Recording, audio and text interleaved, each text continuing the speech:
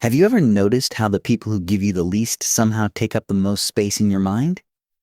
You replay conversations, you reread old messages, you wait for replies that never come.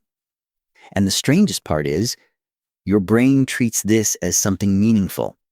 It's not weakness. It's not low self-control. It's psychology. Your brain is following a pattern it learned long before you were aware of it. Psychologists call this intermittent reinforcement. And it's one of the strongest emotional hooks the human mind can experience. Your relationships don't just affect how you feel. They quietly train your brain on what attention, value, and connection are supposed to feel like.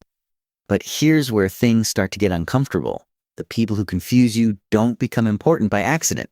Your brain is wired to reward uncertainty. Every delayed reply, every mixed signal, every moment you don't know where you stand.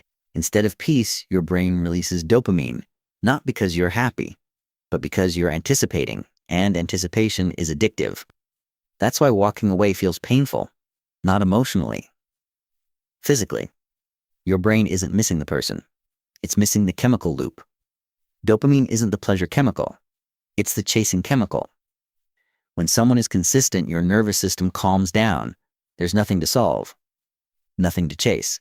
But when someone is unpredictable, your brain wakes up. It leans forward. It pays attention. It starts imagining possibilities instead of reality. That's why silence feels louder than words. Why your mind replays moments at night. Why you wonder what you did wrong, even when nothing happened. If this feels familiar, pause for a moment. That recognition isn't random. It's your brain noticing a pattern. Over time, your mind builds something called an emotional template. This template forms from past experiences, especially moments where attention felt uncertain or conditional. If love once felt scarce, your brain learned that connection is something you earn. So when someone shows up freely, it feels unfamiliar, almost uncomfortable.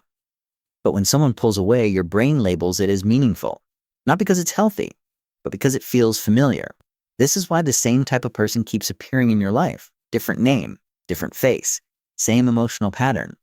Your brain isn't chasing people. It's chasing emotional states. Uncertainty creates intensity. Intensity gets mistaken for chemistry, and chemistry gets mistaken for connection. So your mind walks back into the same situation again, hoping this time the outcome will be different. Here's the harsh truth most people never hear. You don't miss people. You miss the version of yourself you became when you were trying to be enough for them. You miss the hope, the effort, the belief that if you just did more, something would finally change. And as long as your brain associates anxiety with attraction, this cycle continues until you interrupt it. And breaking the pattern doesn't start with changing who you date. It starts with changing what your brain responds to.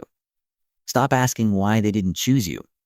Start asking why uncertainty feels exciting to you. Pay attention to what feels calm, not what feels intense. Because real connection doesn't hijack your nervous system. It doesn't keep you guessing. It doesn't make you chase. The brain gets addicted to emotional highs, but it heals in emotional safety. And the moment you stop chasing uncertainty, you stop choosing pain disguised as chemistry. If this changed how you see attachment, subscribe.